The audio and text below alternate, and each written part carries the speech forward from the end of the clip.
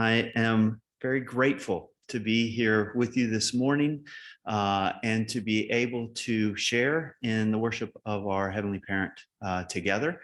And as we have spoken of before, we worship together and yet separate and yet together.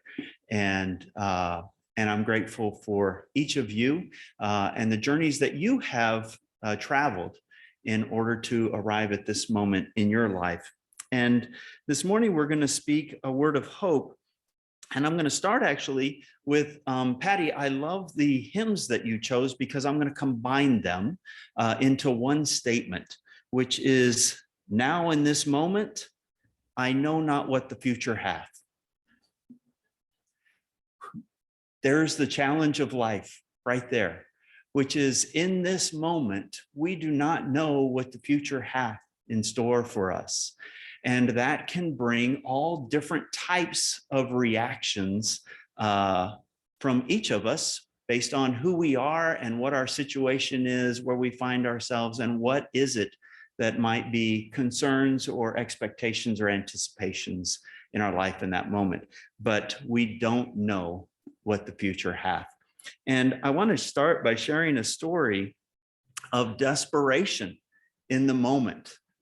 Which is one that I have shared before, but it's a story of my parents as they were graduating from college, and they had their life all planned out for themselves and what it was going to look like. And you can probably fast forward in your mind already and tell that this is not going to go the way that they think it's going to go, right? Otherwise, it's not much of a story. But they graduated from Graceland, and my dad was working jobs around Iowa, and he was going to look for a teaching job using his newfound teaching certificate in Iowa. So as he went from town to town doing road work, painting bridges, actually, he said, I'd just apply at every town I went to, and I was going to find a job. And then in August, my mom and he were going to get married, and then they would live happily ever after. That was the plan. And as they went from town to town, he said, I'm not finding anything. I'm not finding anything. I'm not finding anything. And so just as would be predicted, the one job that he did find was not in Iowa of the United States, but rather La Buena Fe of Honduras. Of course, that's where you would expect to find. If you don't find it in Iowa, it's got to be in Honduras. That would be your next logical guess. But in this, my dad describes that he was going through this moment of desperation. He needed to have a job. They were getting married in August, and his prayer was, I need a job before August. I need a job before August. I need a job before August. And it was becoming more and more and more desperate. And finally, he said, I do have a job before August. It's just not what I thought the future would have for me. There are times of desperation.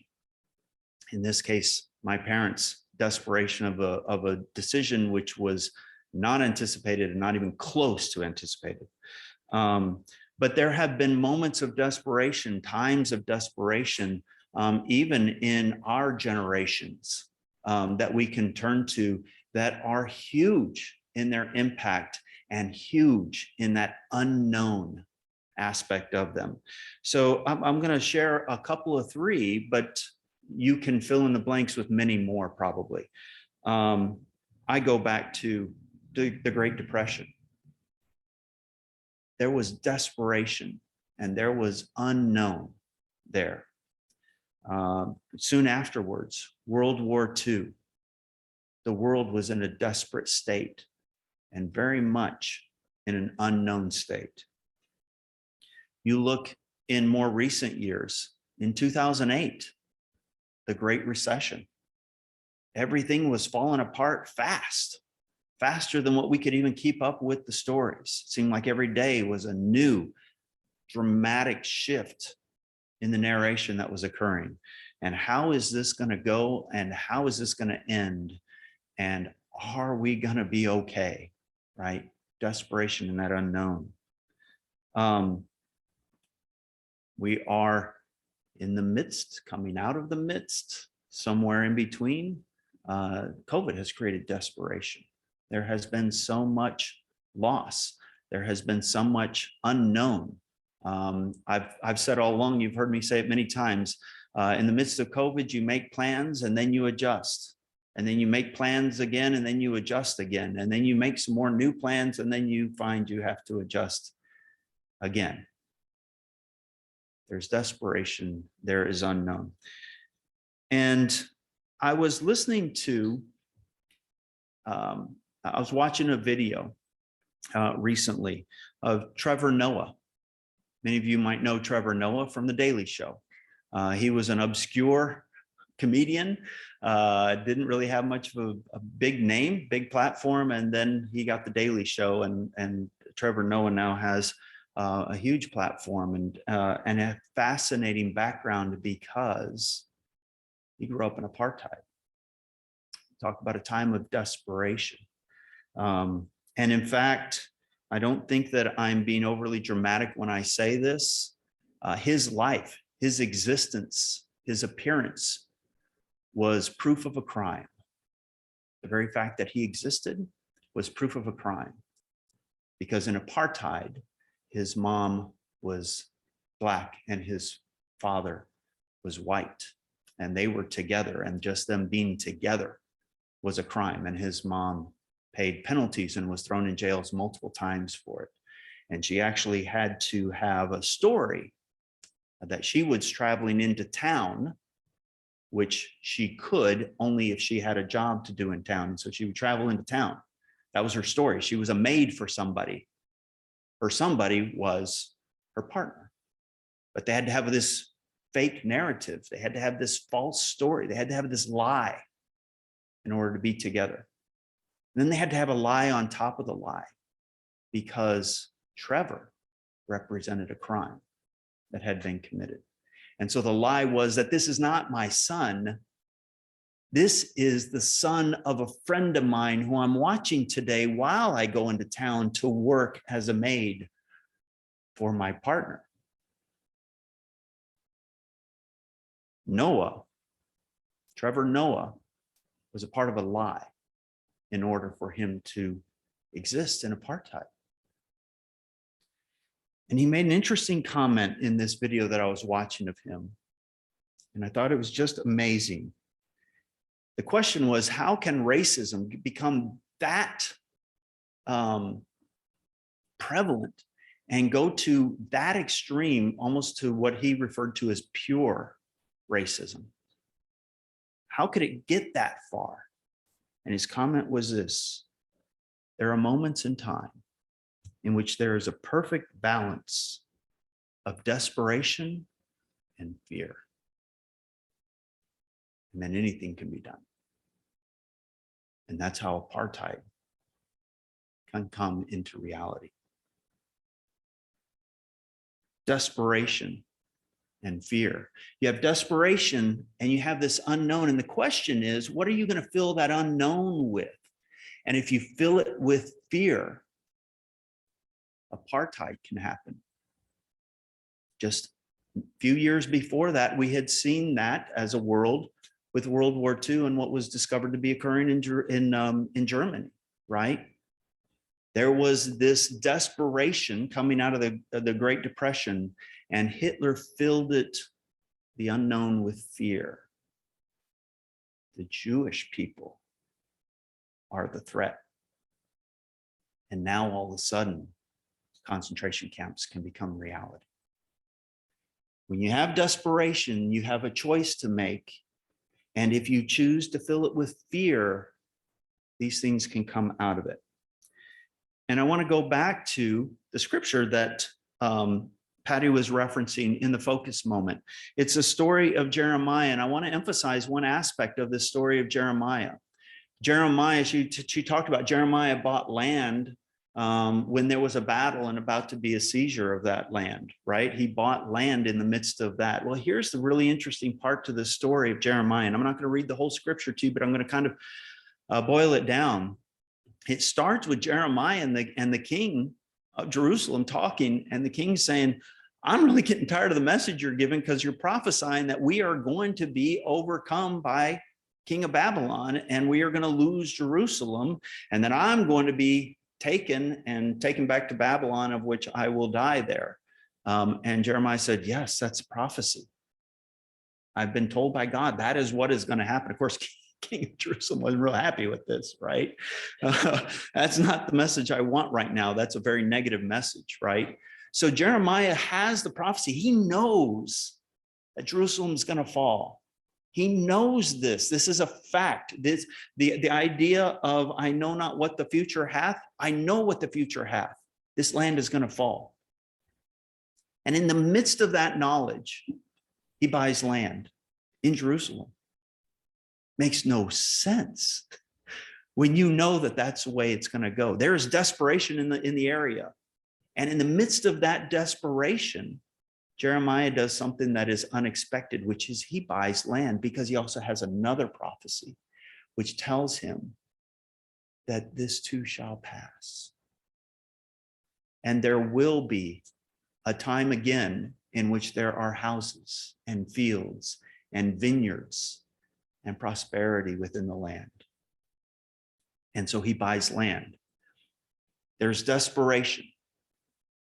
And how does he choose to fill it? He chooses to fill it not with fear, as the king is, but with hope. There's the opportunity. There's where we can reside. There will be times of desperation. I know not what the future hath, but I bet you anything it will have more desperation in it at times. Do you want to fill it with fear and the risks of what can come from the combination of desperation and fear? Or do you want to fill it with hope and the opportunities that can come from the combination of desperation and hope? Patty gave a great example of this. Example of the combination of desperation, as she described a neighborhood, an area in New York City in which it was shambles, and she talked about crime and all these things that can incite that fear. There's desperation and bring out that fear. And instead, they chose hope. And they invested, just as Jeremiah did, in their future. And that investment in that future, that investment in hope, brought out a new neighborhood and a new future for them. Kathleen and I saw something like this happen in the city of Cleveland. We were living in Cleveland in the early 90s, throughout the 90s. And during that time, Cleveland was trying to reinvigorate itself. And there was this one area, I worked right by this area. I drove in from a city called Fairview, and I would take about a 20-minute drive along the interstate and get off at this exit to go to LTV Steel where I worked.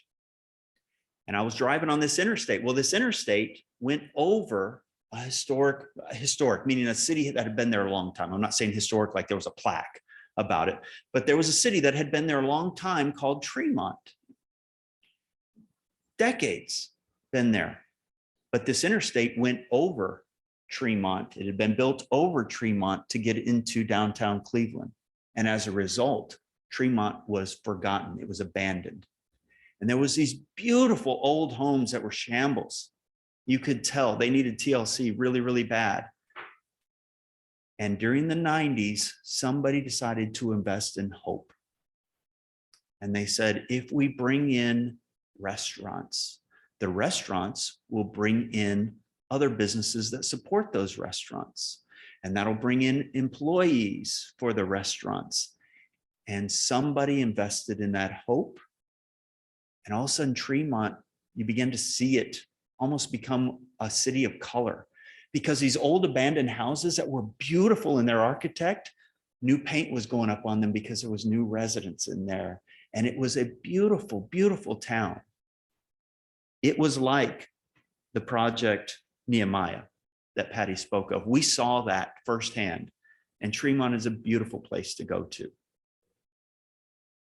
I want to share with you a story of someone whose life was made possible because of an investment of hope in his existence. This is, I took this and I transpose it, but these are the words, and I'm going to quote directly from this person. I made bad choices. I got high without always thinking about the harm that it could do. I didn't always take school as seriously as I should have. I made excuses, and sometimes I sold myself short. Does that ring true to anyone? The idea of making excuses, not applying yourself in school, leaving opportunities behind. But here's where the hope comes in. I grew up in an environment that was a little bit more forgiving. So when I made the mistake, the consequences were not as severe. I had people who encouraged me, not just my family, but also wonderful teachers and community leaders. And they pushed me to work hard and to study hard and to make the most of myself. And if I didn't listen, they said it again.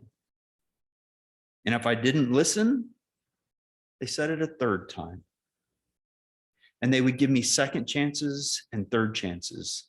They never gave up on me, and so I didn't give up on myself. Jeremiah invested in land. In this example, family, teachers, those of the community invested in this individual. And in spite of the evidence, kept their hope in this person's potential. If anyone can relate to the first half of that piece, I would hope that we can also relate to those who wrote on our lives and gave us hope in spite of ourselves. Gave us reasons to keep pursuing in spite. In this example, a desperate life with a choice to be made does not reside in fear, but is given the option of desperation with hope.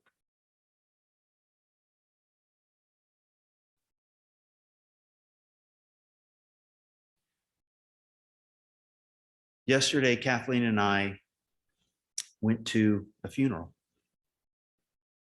and that is not a place of joy.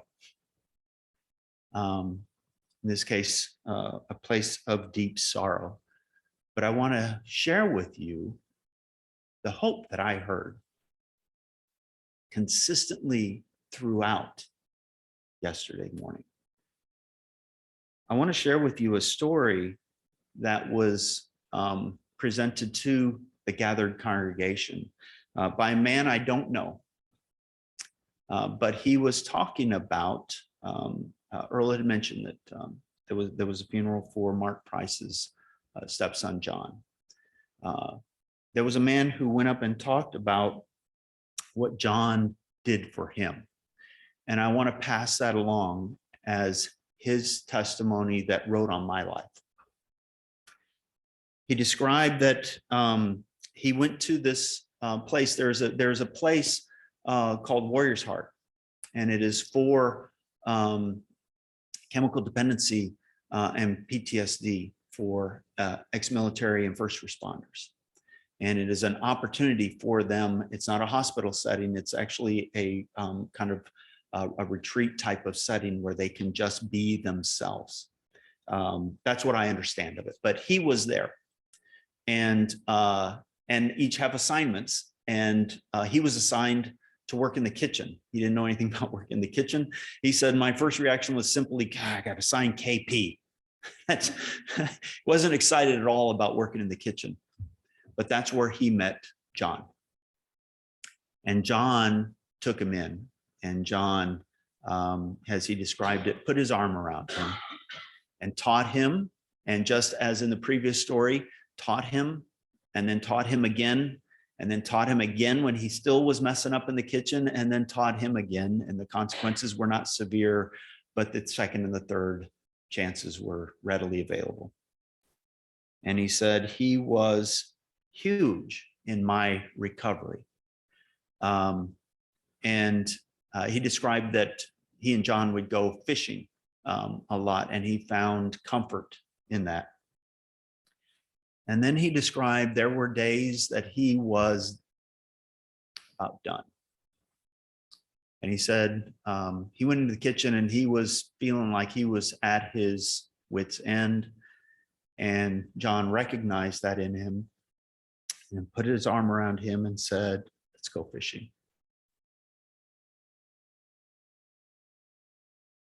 Desperate. With hope. As he described it in 3 minutes yesterday, John saved his life.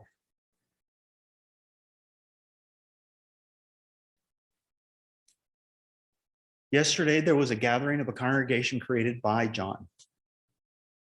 And that congregation was huge. Just to give you perspective, the sanctuary was full. And so the lobby had a big screen TV and sound, and you could stand in the lobby area. And there was also then a fellowship hall where there was going to be lunch served later. So there was tables and chairs set up, and you could go there and you could sit there because the lobby was pretty full as well.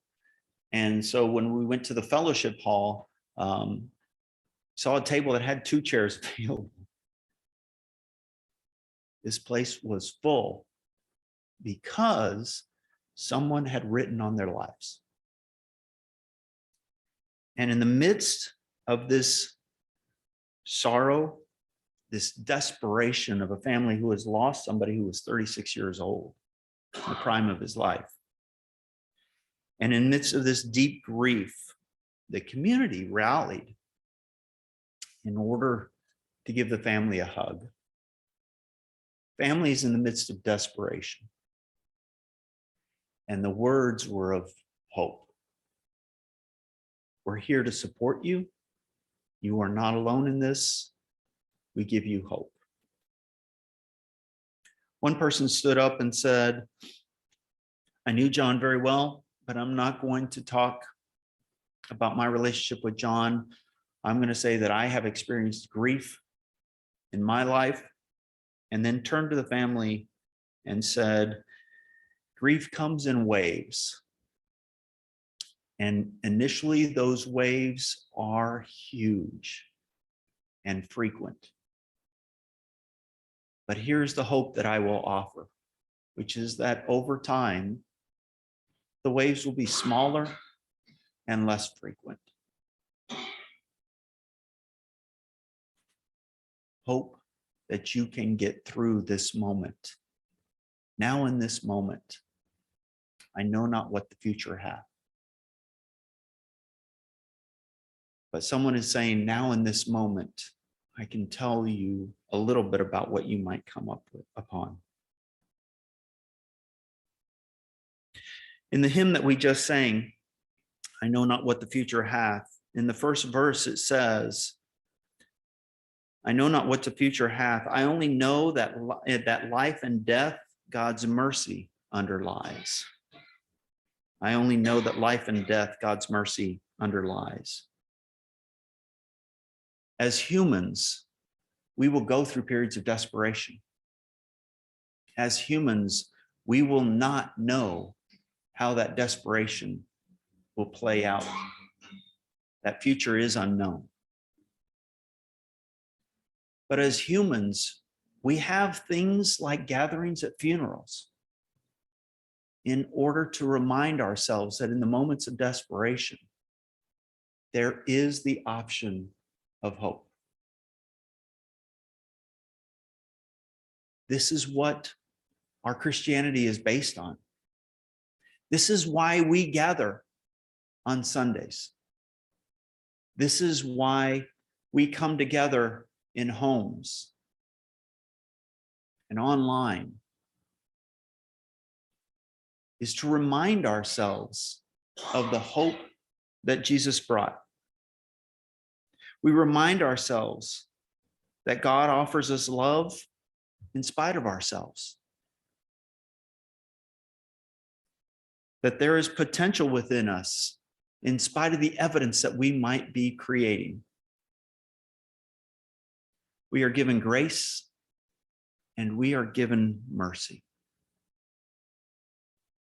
Christ's story when we look at the Gospels and what came out of those Gospels, Christ's story and teachings are about what the world can be, what we can aspire to, what we can achieve, in spite of the evidence that might be around us.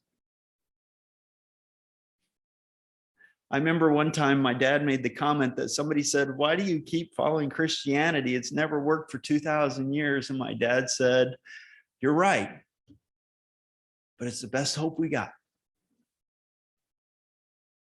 And there are moments when it works. And there are moments in which that desperation is overcome by the hope that is beside it.